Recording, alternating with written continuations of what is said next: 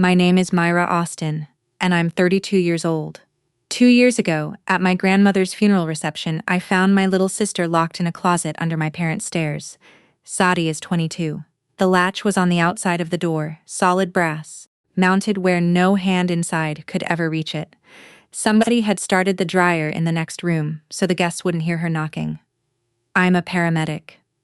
I've spent 9 years walking into the worst moments of strangers' lives, and nothing on any of those calls prepared me for my own family's hallway. I thought getting her out of that closet was the rescue. It wasn't.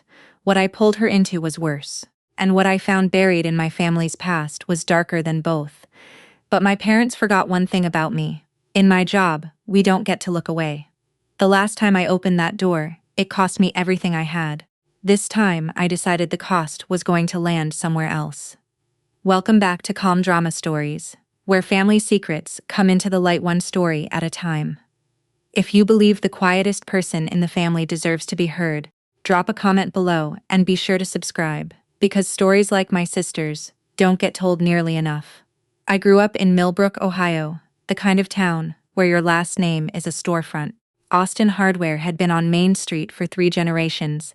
My dad, Gerald, ran the register and passed the collection plate on Sundays. My mom, Patricia, ran everything else, including how we were seen. Sadi was born when I was 10. She lined up spoons by color before she could walk steady. She loved birds, loved them with her whole body, flapping her hands when the finches hit the feeder like she might lift off with them. When she was 4, a specialist in Columbus said the word autism, and my mother's first question was, who else would have access to the file?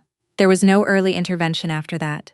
No speech therapy, no school. There was a tutor who came through the back door and got paid in cash and a story for church about a delicate immune system. And there was the closet under the stairs. My mother cleared it out the summer Sadie turned 5. A pillow, a flashlight, a basket of coloring books. She called it the quiet room, and she swore Sadie chose it, and sometimes Sadie did. Loud rooms hurt her. I understood that even then, but you don't put a latch on the outside of a door your child chose. The latch went up right before the church potluck came through our house that fall. I stood in the hallway and watched my father drive the screws. I remember the sound the latch made when my mother tested it, a small brass click, neat and final, like a period at the end of a sentence nobody would ever be allowed to read. I was 15. I've hated that sound every day since. People ask when I knew it was wrong. I knew at 8, at 11, at 15.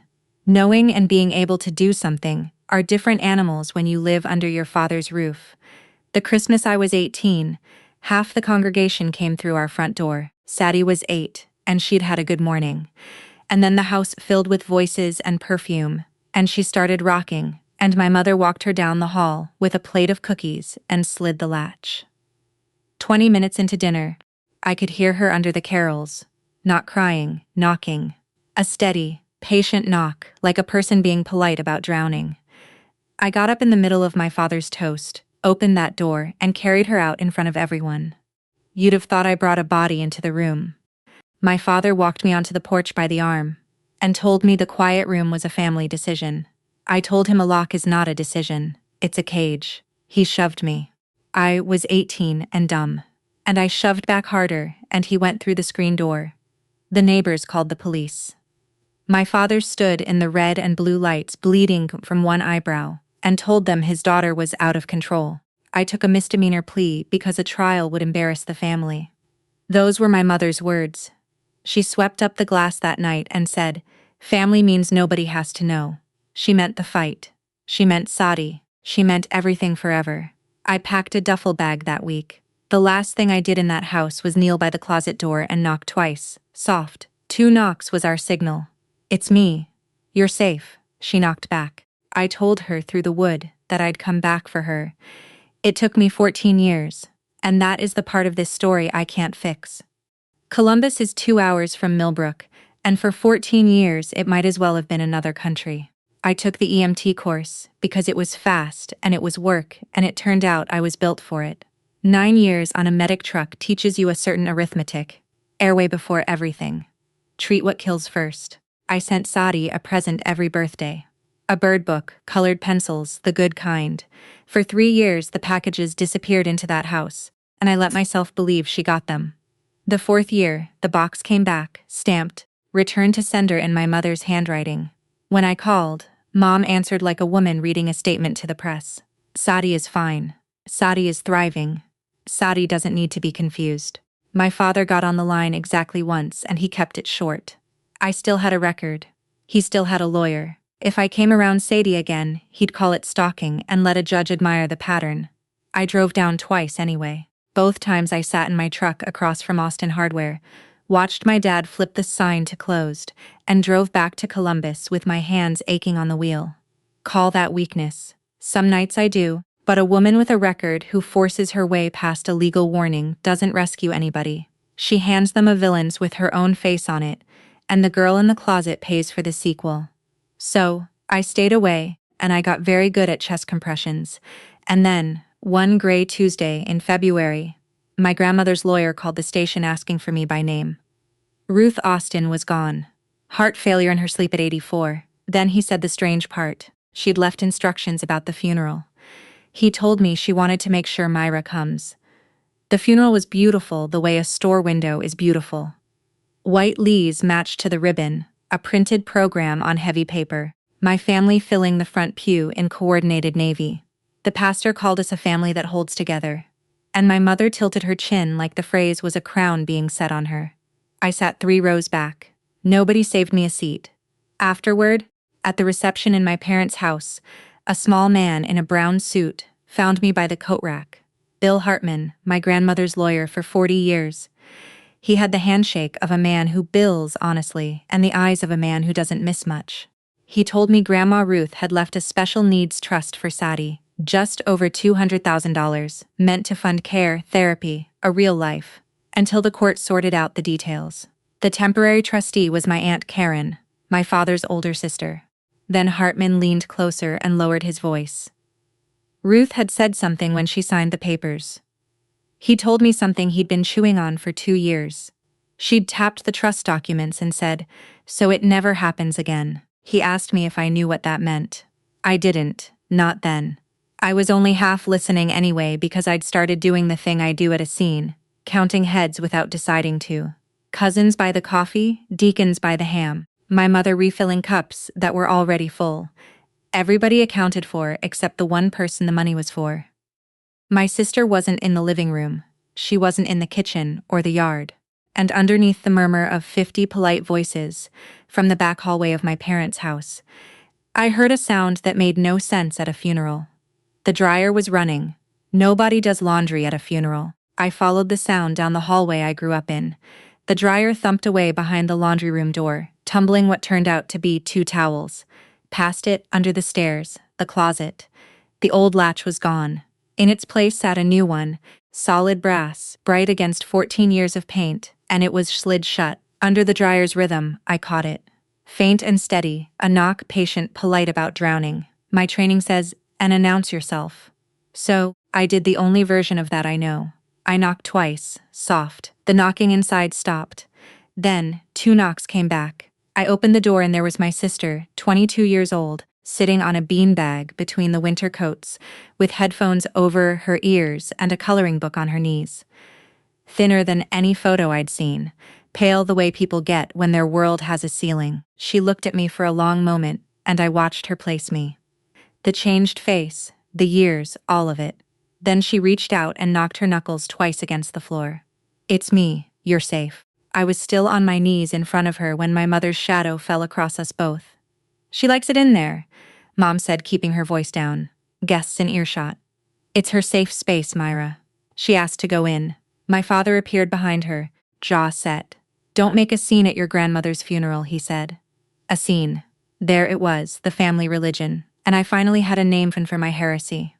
I looked at the shining new latch, screwed in at adult height on the outside, and one thought arrived very calm and very clear, the way things do when the adrenaline is real. Quiet is not the same as peace. I took my phone out and photographed the latch while my parents watched. Then I helped my sister up into the light. I had it all mapped in my head inside a minute. Sadi in my truck, a hotel in Columbus calls in the morning. My father watched me do the math like he'd been waiting for it. And then he went to the study and came back with a folder. And he laid it on the kitchen counter between us, the way you'd lay down a winning hand. Letters of Guardianship County Probate Court, with a raised seal. Gerald and Patricia Austin, co-guardians of the person of Sadi Ruth Austin, an incapacitated adult.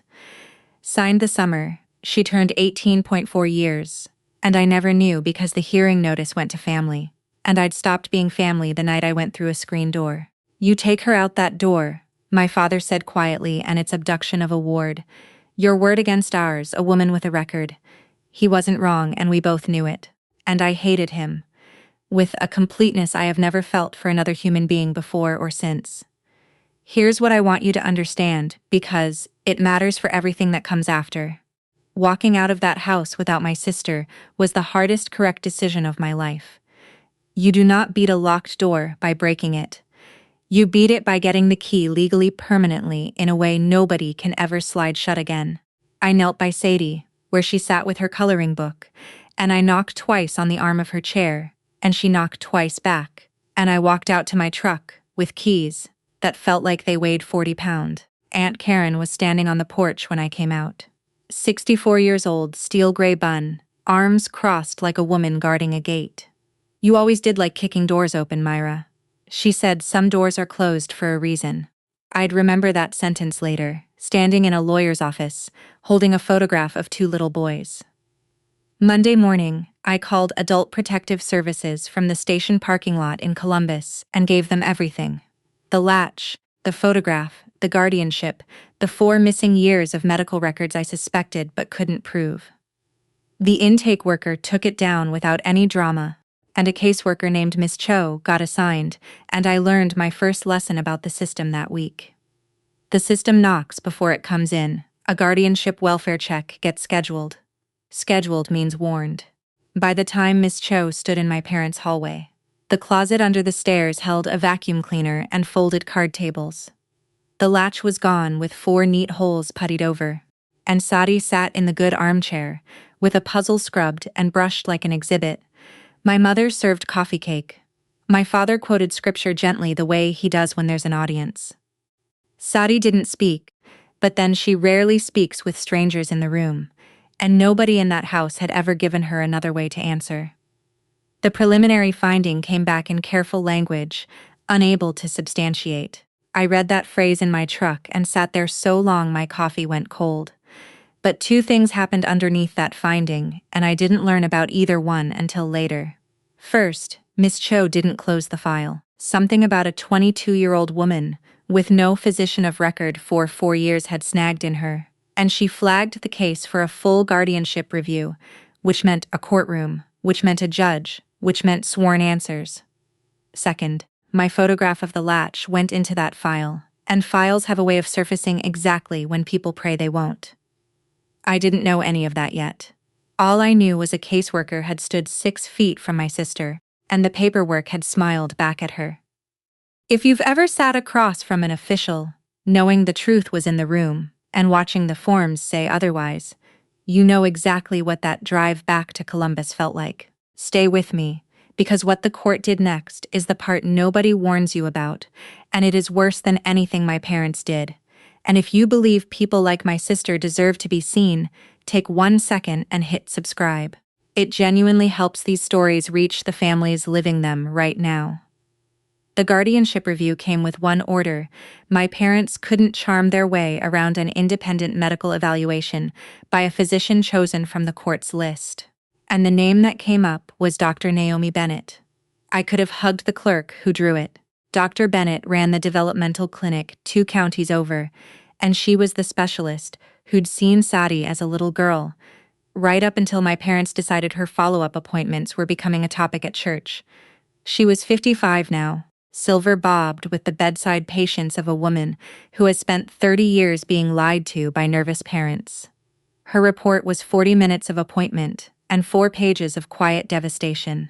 No physician of record in 4 years, no dental care anyone could document, skills regression across the board in a woman whose childhood chart had shown her learning letters. And then the part that put a lump in my throat in a courthouse hallway. As part of the evaluation, Dr. Bennett set a basic communication tablet on the table, the kind with picture buttons and a keyboard, the kind Sadi had never once been offered. It took my sister a while to touch it. Then she pecked out one letter at a time, the first word anyone had gotten from her in years. Myra, not mom, not help, my name.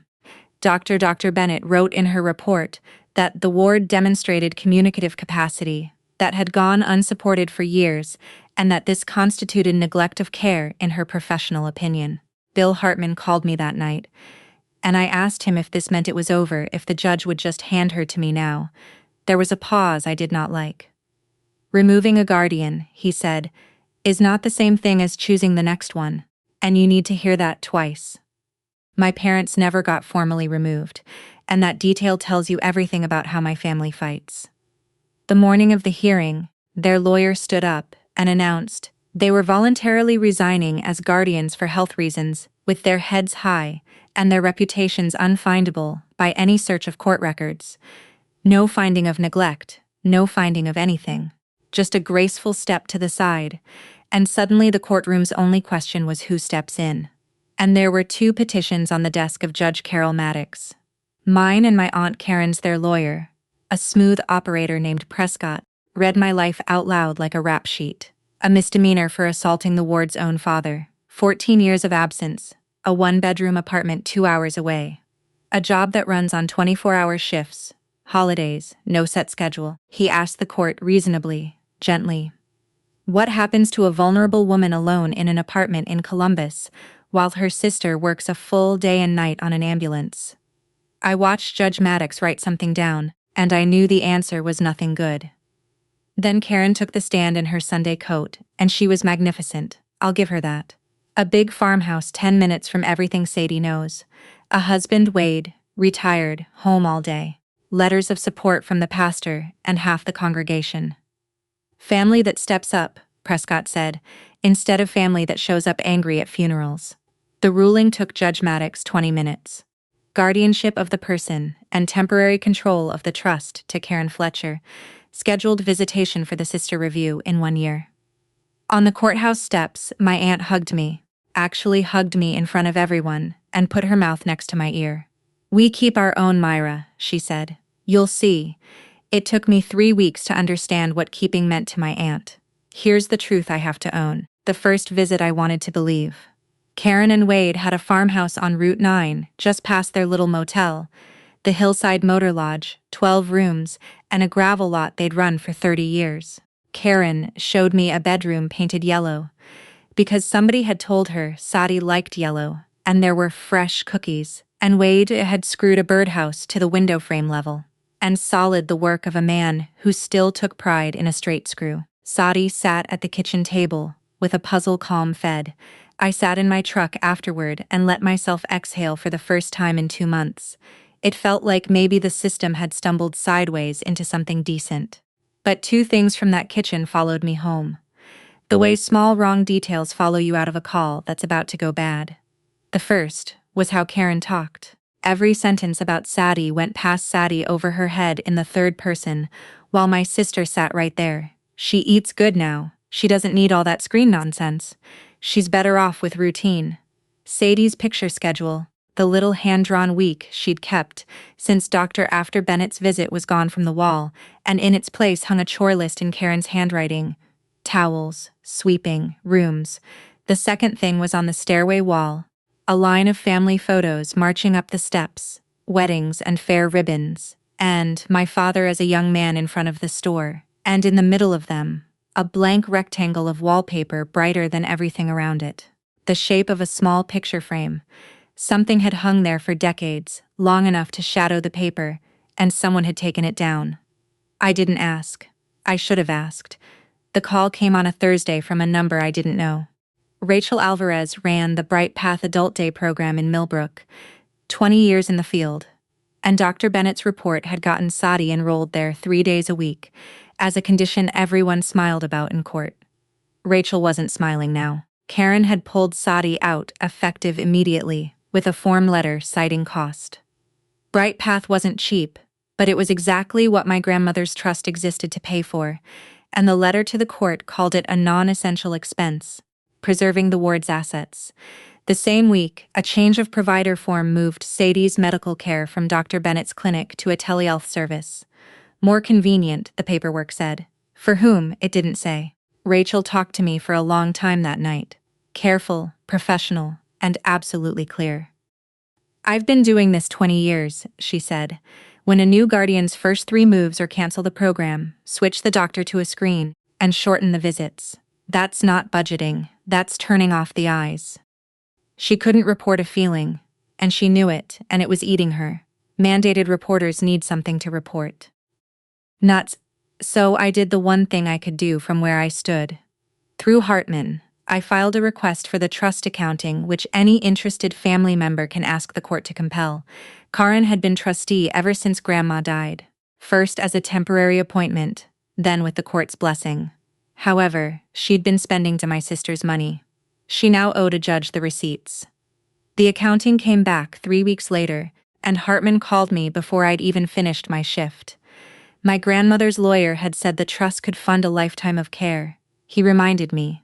Then he said, Myra, the accounting they filed is 1 page long. While the lawyers fought about that single page, I kept my scheduled visits, and the visits kept shrinking. Third one, I noticed what was missing before I got my coat off. The communication tablet, the one Dr. Bennett had gotten issued through her clinic before the switch, was gone from Sati's room. Karen didn't even pretend. She was hiding behind that thing, she said, wiping the counter that didn't need wiping. In this house, we talk like people. My sister sat at that kitchen table with her hands quiet in her lap. And the whole drive over, she'd have known I was coming, because I always came the same day, and there was nothing on that table she could answer me with. When I hugged her goodbye, she grabbed my jacket sleeve in her fist and held on, and she made a sound low in her throat. One long M pressed out like something lifted from under a door. 9 years on a truck, I have carried people out of car wrecks. That sound is the thing I still hear at night. I complained through Hartman about the tablet within the week. Karen's answer came back through the court, and it was a masterpiece. A behavior journal in her own neat hand documenting that after every visit from the sister, the ward was agitated, didn't sleep, refused tasks. Her recommendation, regretfully, as guardian shorter visits, supervised for Sade's own stability. I sat in my truck on the shoulder of Route 9 with that letter and finally understood the game the way you understand ice under your boots. My aunt didn't need to prove she was good. She controlled every scrap of paper coming out of that farmhouse, and paper was all the court could see. Karen didn't need to be right, she just needed me to look wrong. So, we got smarter. And by we, I mean the 2 women who saved this story. Dr. Bennett was still on paper part of the telehealth transition file, and she read Karen's own paperwork against her. If care was moving to a screen, then the patient needed a device with communication software as durable medical support prescribed pursuant to the evaluation the court itself had ordered. Karen had chosen telehealth. Telehealth needs a tablet. Refusing the tablet meant refusing the doctor she'd picked on the record. Checkmate politely in triplicate. Rachel built it. A backup tablet. Same communication app Sadi had learned. Her old picture vocabulary restored from the program's files. Everything laid out where her hands remembered it, and I got to be the delivery woman, because the handoff happened at the one place Karen couldn't control or decline, the church picnic. In front of the psister and the potato salad, and everybody whose good opinion my family had been buying for 50 years, I set the tablet in front of my sister at a picnic table, like it was any other Tuesday. Medical equipment, I told Karen, loud enough for the deacons. Court-ordered evaluation follow-up. Feel free to call Dr. Bennett.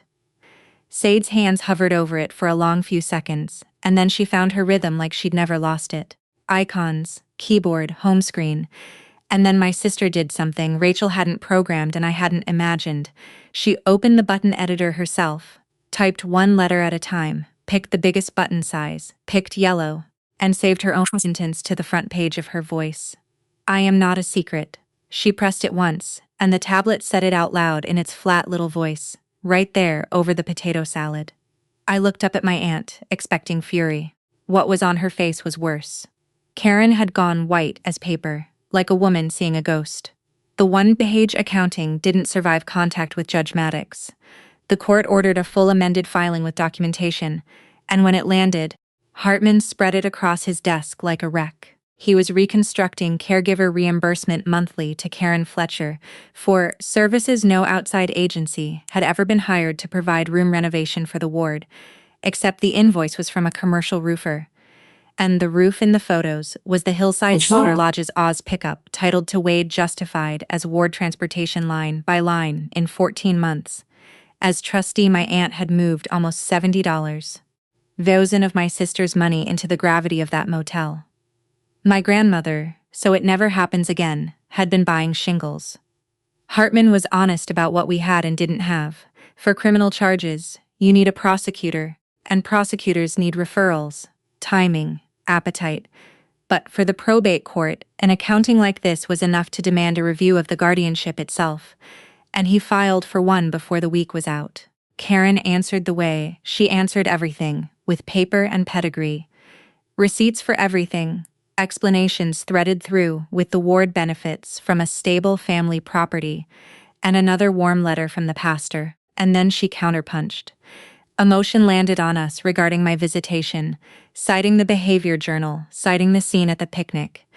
That word again, and pending the review, my visits were suspended entirely. I found out on a Tuesday, in the station parking lot, reading Hartman's email with my thumb over the screen so it wouldn't shake. Somewhere on Route 9, my sister was waiting for the day of the week, when I always came with her tablet, if they'd even left it in her room, and I was not coming, and no one was going to explain to her why. The town picked its side the way small towns do, quietly at the register and the gas pump. I'd moved into a rented apartment in Millbrook by then, to be 10 minutes away instead of 2 hours, transferring to a station that covered the county, and I felt the temperature everywhere I went. The Austin girl, with the record back, and stirring up money trouble against the family, that stepped up. My mother sent word through a church friend's a folded note left under my wiper like a parking ticket. Look what you're doing to this family. No signature, she knew I'd know. Then Wade called me, 40 seconds one time, a number that never called again. My uncle, 66 years old, a man I'd watched hang a birdhouse, with a level talking fast and low, like a man in a house where the floorboards report to somebody. She's moved the girl to the motel. He said room 14 says it's while the bedroom gets repainted. Myra, she keeps the key on her ring. Then he hung up, and when I called back it went nowhere, and I sat with my phone in my hand doing the math I least wanted to do. APS had a follow-up scheduled at the farmhouse. The farmhouse was the address in every file. On papes, Sadi lived in a yellow bedroom with a birdhouse at the window. In fact, my 22-year-old sister was sleeping in room 14 of a roadside motel, at the far end of the lot past the ice machine, where no caseworker was ever going to knock, because no caseworker had a reason to. My aunt had learned the same lesson I had. The system sees paper. She was better at paper than the truth had any chance of being. Dr. Bennett caught the next thread because pharmacists see what courtrooms don't. Sadi's refill history crossed her desk as part of the review file, and the pattern stood out like a wrong rhythm on a monitor. A sedating medication started small right after Karen took over, stepped up twice since, refilled like clockwork, prescribed by a telehealth doctor who had never once seen my sister in person. There are legitimate uses for that medication. There is no legitimate version of the dose climbing, while the patient gets seen by nobody. Bennett did what mandated reporters do. She filed a report with APS herself, and she pushed the telehealth service hard enough that they flagged the account for an in-person visit before the next refill. Paper against paper at last, except every move still ran on the system's clock. APS went to the farmhouse, the address in the file. The house was clean. The yellow room was staged like a catalog page, and Karen, warm as pie, explained that Sadi was spending a few days with a cousin. Such a shame to miss them. Not able to see the ward. Noted. A follow-up was calendared, and the calendar said 10 days. I got that update from Ms. Cho's office on a Friday afternoon, standing in the ambulance bay. And I remember looking at the rig behind me and doing the conversion that never stops running in my head. In my job, We measure emergencies in minutes. The system measures them in appointments. 10 days was 240 hours of my sister, behind a door I legally could not approach, sedated on a stranger's signature. And the forecast that weekend said the first real heat of the summer was coming in. Mid-90s by Sunday. The kind of heat that turns the last room by the ice machine into a kiln. Saturday night, my mother knocked on the door of my rented apartment. The first time in 14 years we'd been alone in a room together. She'd brought a casserole, God help me, like a woman making a house call on a sick relation, and she set it on my counter and looked around at my folding chairs and my medic bag in the corner. And I watched her file it all under evidence of a life gone wrong. Here's what my mother didn't do. She didn't deny any of it. Not the closet, not the latch, not the money. Denial was for people without options. My mother negotiated. Drop the money business, she said, smoothing a wrinkle out of my dish towel. It's ugly and it's beneath us. And Karen will soften once she's not being attacked. Come home. Sit with us at church in a year. This is a story nobody tells. We can be a family again, Myra. Family means nobody has to know. The same sentence, word for word, that she'd said over a dustpan of broken glass 14 years ago, offered to me now like a gift, like a key to the good rooms of the house. And I finally heard the sentence for what it had always been. Not a rule about privacy, a price list. Everything in that house had always been for sale, and the currency was silence. And the people who paid were the ones who couldn't argue. She was at the door when she fired the last shot. You think you're the first person in this family to make noise about how we do things, she said. You have no idea what your grandmother buried to keep this family standing. Ask yourself why that trust exists at all. Then she was gone, heels on the stairwell, casserole abandoned on my counter like a hostage. I stood at the window a long time. People ask why I didn't just take my sister and run, and I want you to hear the answer straight. A woman with a record who steals award hands the family the only ending they ever wanted. Myra the danger. Sadi the secret forever. If you've ever had to fight slow while everything in you screamed to fight fast, put it in the comments, because I know you're out there. And subscribe, because at 4 the next morning my pager went off, and the address was the Hillside Motor Lodge.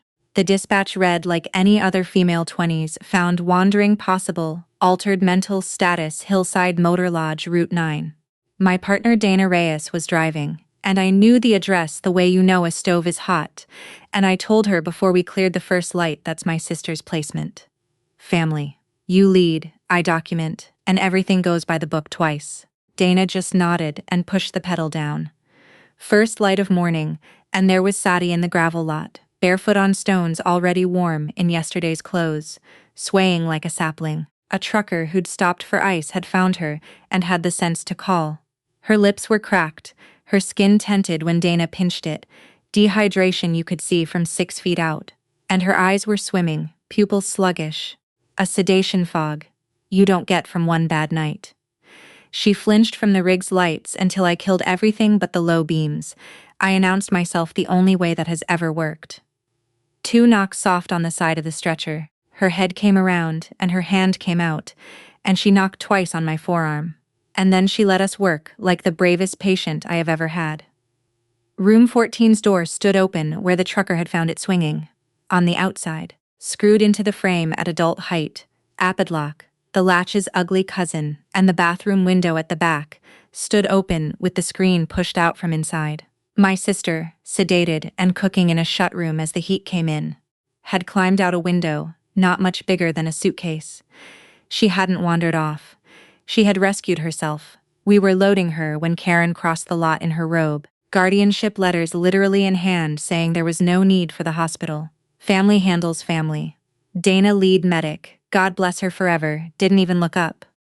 Ma'am, your paperwork can meet us at County General, she said, and in the ambient light, I saw what Sadi had clamped under her arm. The tablet, screen cracked in one corner. She'd gone out the window holding her voice. A hospital is the one building in America where paper meets its match because hospitals generate more of it than anybody. The emergency department worked Sadi up, and the chart said, what charts say? No adjectives, all knives, dehydration requiring fluids, sedative level above the therapeutic range for the listed prescription.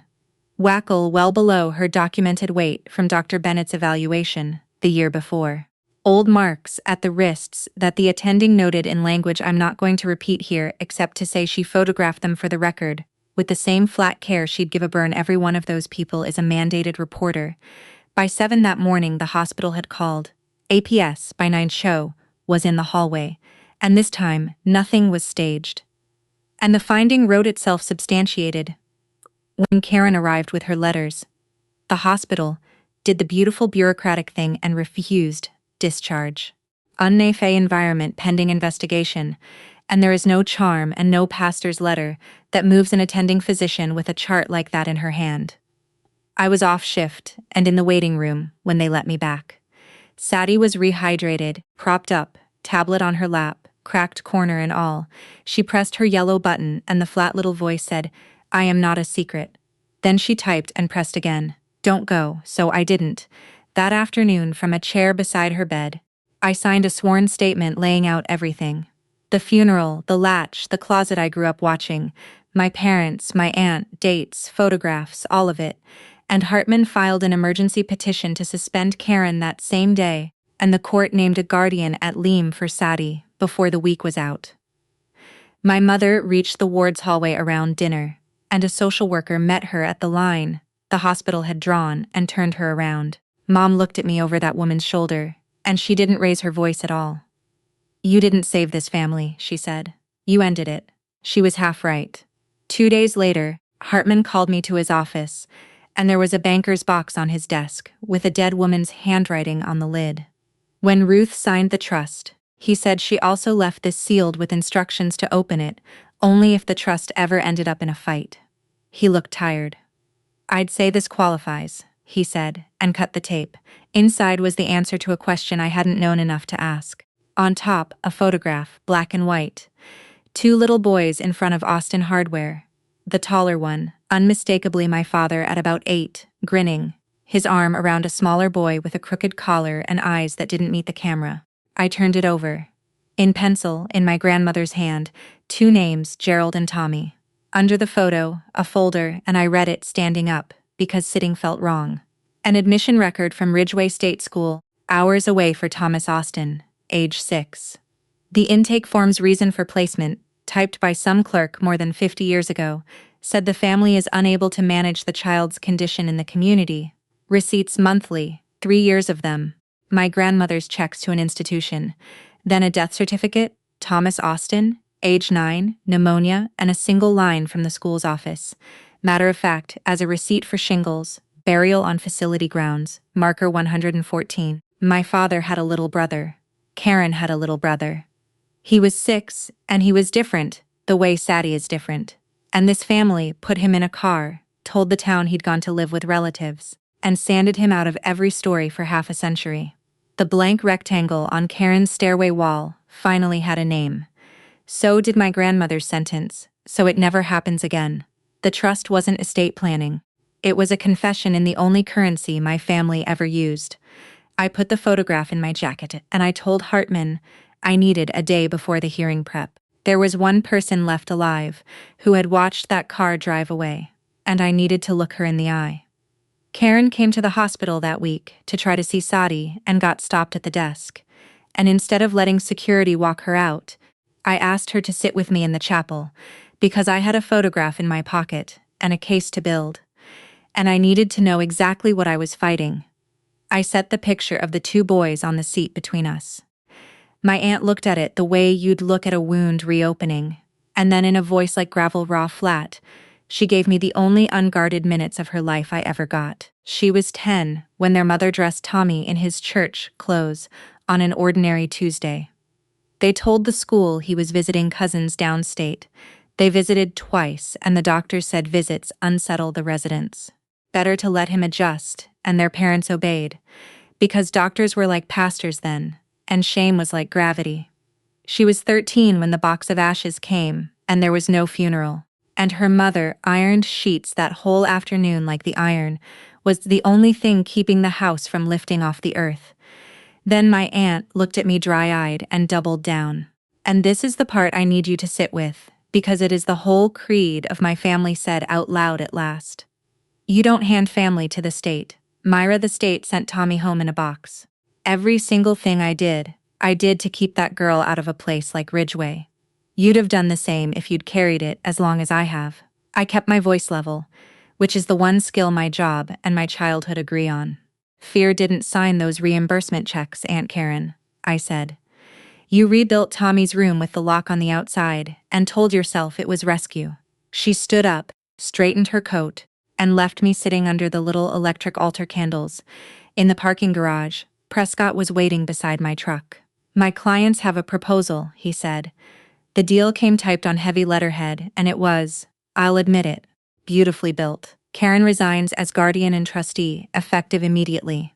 My parents support my petition on the record. Sadi comes home with me inside a week. No contest, no trial. In exchange, the amended trust accounting gets sealed by agreement.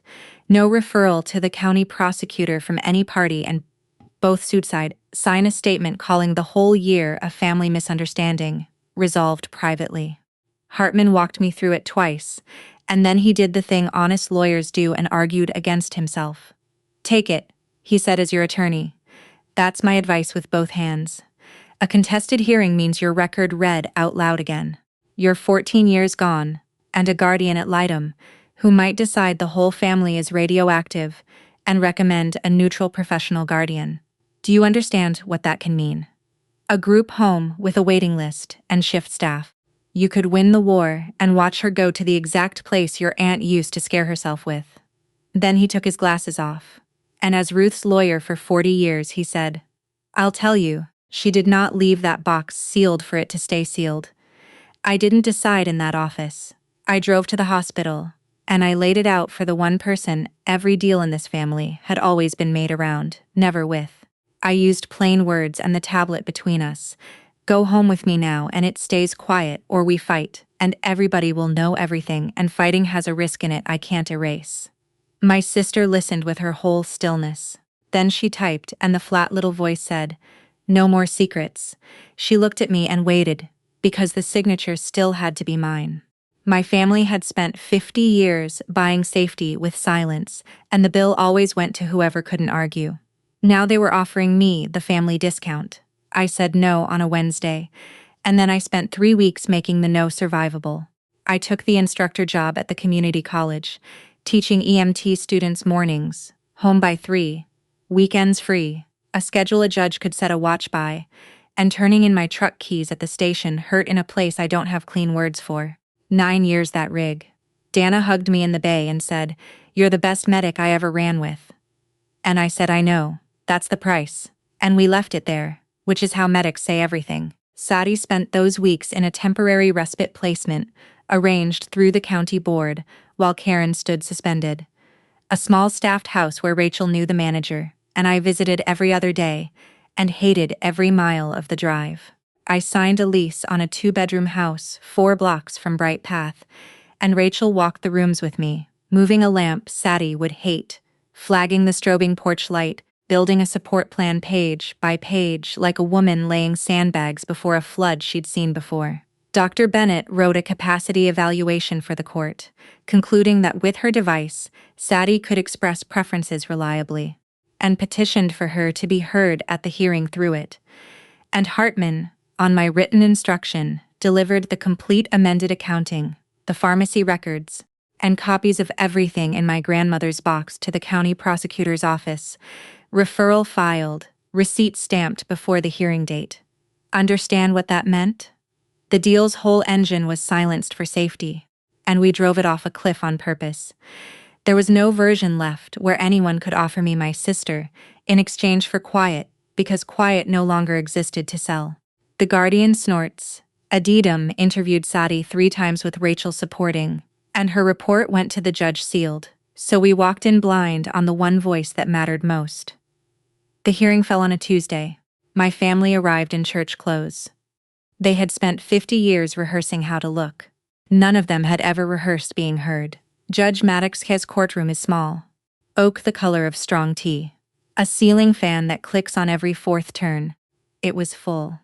My parents sat behind Prescott's table, with the pastor between them, like a character witness for the whole bloodline, and half the congregation filled the benches. And I had Hartman Rachel on the aisle, and Dr. Bennett reading her own notes, like she was about to defend a dissertation. Karen sat very straight and did not look at me once. Prescott went first, and he was worth whatever they were paying him. He didn't rant. He regretted. He regretted that a troubled young woman, who once put her own father through a door, now sought control of a vulnerable woman, and coincidentally her substantial trust. He regretted 14 years of absence rewritten as heroism. He walked the judge through me, quitting a 9-year career framed as instability, a woman who changes jobs under pressure, and then he pulled the pin on the one I hadn't seen coming. "Your Honor," he said, "my clients offered this woman everything she claims to want. Her sister, placed with her within days, and she refused because the offer asked one thing of her. Discretion. Ask yourself, what kind of rescuer turns down the rescue, unless she's allowed to burn the family down with it?" It was good. It was so good I felt the benches believe it behind me, the little shift of 50 spines at once. He finished by offering the court an off-ramp painted in reasonableness. If not Karen, then a neutral professional guardian and an appropriate residential placement, structured, staffed, safe, a group home, wearing the nicest possible words. Judge Maddox wrote for a moment, and the fan clicked, and she looked over her glasses at our table. "Ms. Austin," she said, "I'll hear from you." Hartman leaned into me on the way up, one hand on my sleeve. "Now or never," he said. "You sure?" I looked at the rail, where my sister sat with Rachel, her tablet in both hands like a hymnal. I was sure I'd learned one thing from watching my family operate for 30 years, and I used it against them. Now, whoever controls the worst version of the story controls the room, so I told the worst version of mine before Prescott could. Under oath, I gave the court my record. The screen door, the plea, no varnish. I gave them the 14 years, the returned packages, the 2 trips where I sat across from the store and drove away, and I did not dress a single one of those years up as anything but failure. "I failed her first," I told Judge Maddox. "Everyone in this courtroom with my last name failed her. The difference is that I am done doing it quietly." Then I answered the deal because the whole room was waiting for it.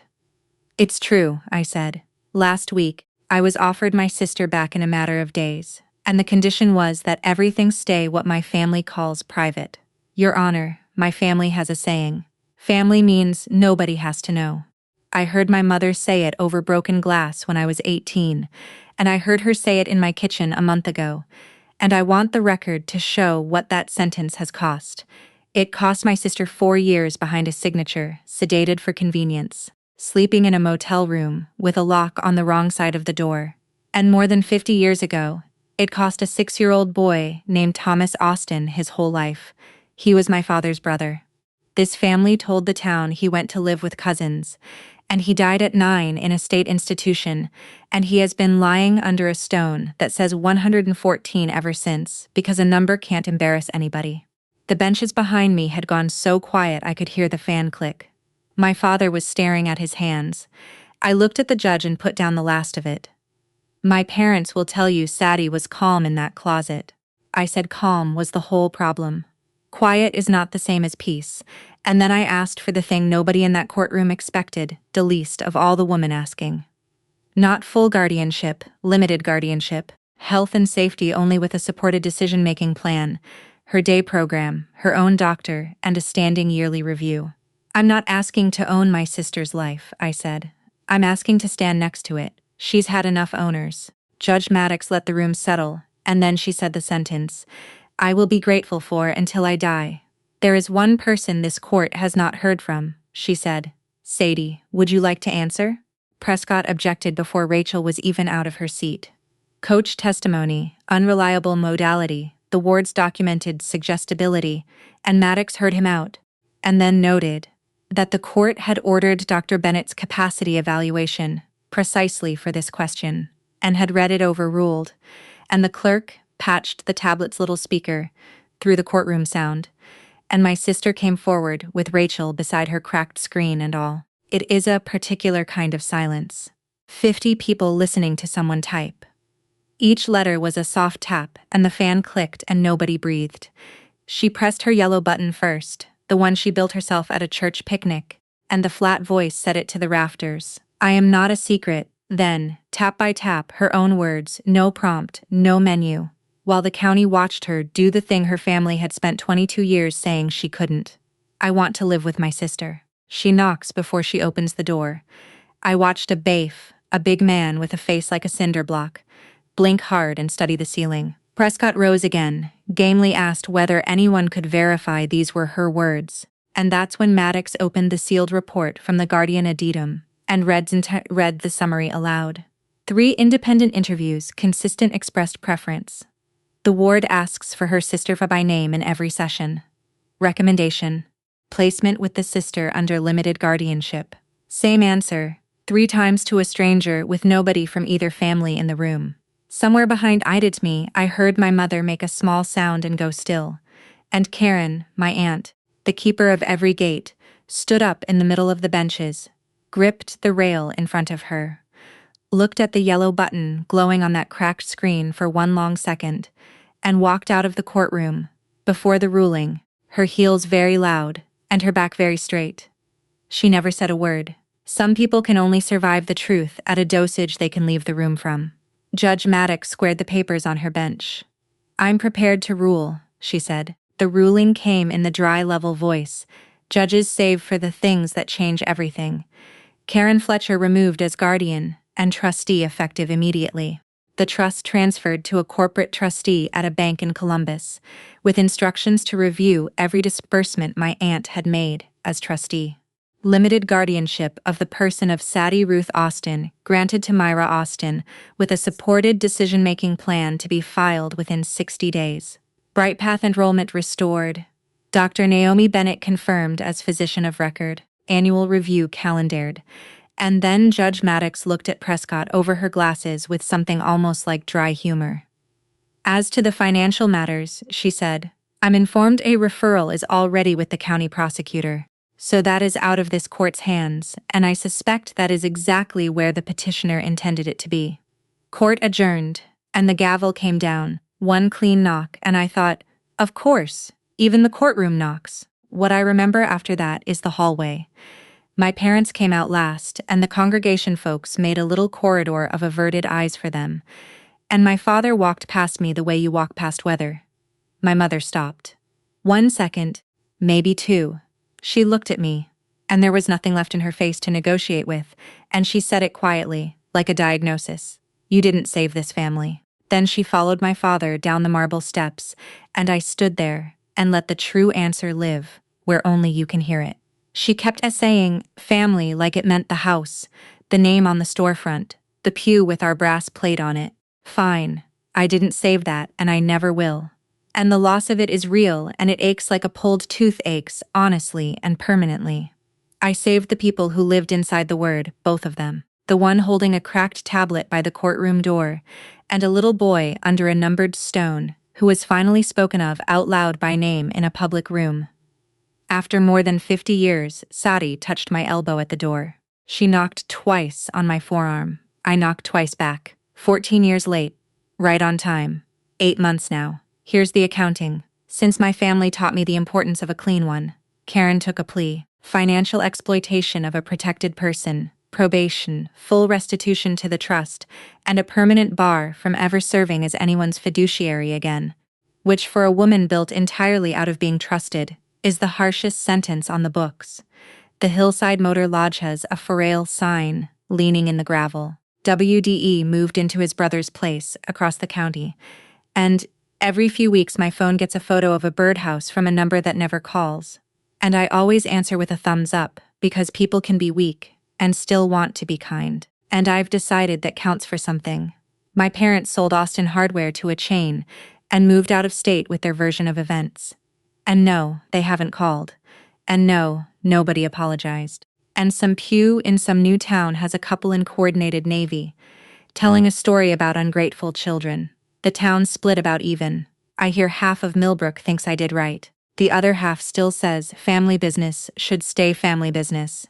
And they say it at the same diner counter, and that's the country we live in, and one hearing was never going to fix it. What got fixed is smaller and better. A rented house with the curtains open, Sade's picture schedule back on the refrigerator, drawn in her own hand. Bright path 5 days a week, where Rachel reports my sister has opinions about everything. And on Wednesdays, Sadi picks dinner on her tablet, and it is tacos. It has been tacos for 30 Wednesdays straight, and God willing it will be tacos forever. Dr. Bennett sees her every quarter. The sedative is gone, replaced by sleep, a backyard feeder, and a laminated bird checklist with a truly aggressive number of check marks. I teach mornings. I'm home by 3. Last month, we made a drive, the two of us, out to what used to be Ridgeway State School, where a moat holds rows of small numbered stones. The trust paid for one item there without any objection from the new trustee. Where marker 114 used to sit, there's granite now with a name on it. Thomas Austin brother, son seen at last. Sadi stood over it a while, flapping her hands soft and slow, the way she does when the finches come in. And then she bent down and laid a laminated card from her tablet against the base of the stone. And it said, "You are not a secret anymore." Then she knocked on the granite twice gently, and that was the whole ceremony, and it was enough. I used to think family was the thing you protect at any cost, and now I know family is the people you refuse to hide, because quiet is not the same as peace, and any love that has to be kept behind a latch was never love at all. Just shame wearing love's clothes. That's my story. One brass latch, one yellow button on a cracked screen, 2 knocks. Answered 14 years late. If someone in your family is being kept quiet or kept hidden, take this as your sign to be the one who opens the door. Share this with somebody who needs it. Drop a comment below, hit subscribe, and I'll see you in the next.